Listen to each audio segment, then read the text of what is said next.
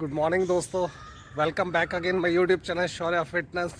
तो दोस्तों आज 21 डे हार्ड चैलेंज का 19th डे है और आज हम अपने थाई को ट्रेन करने वाले हैं। तो मिलते हैं जिम में।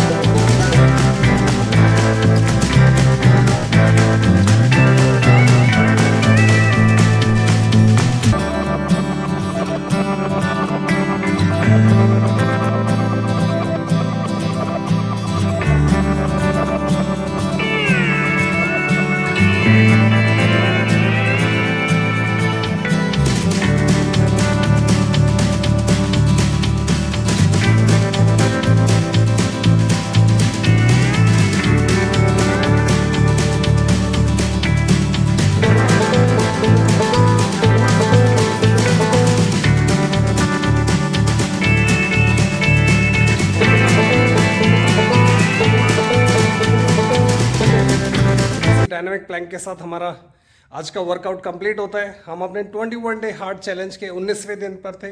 आज हम लोगों ने अपनी थाई को ट्रेन किया। आप हमारे साथ ऐसे ही बने रहिए। आपको हमारी मेहनत पसंद आ रही है तो वीडियो को लाइक करें, शेयर करें और चैनल को सब्सक्राइब ज़रूर करें। मिलते हैं नेक्स्ट वीडियो में, तब तक के लिए नमस्कार, जय हिंद।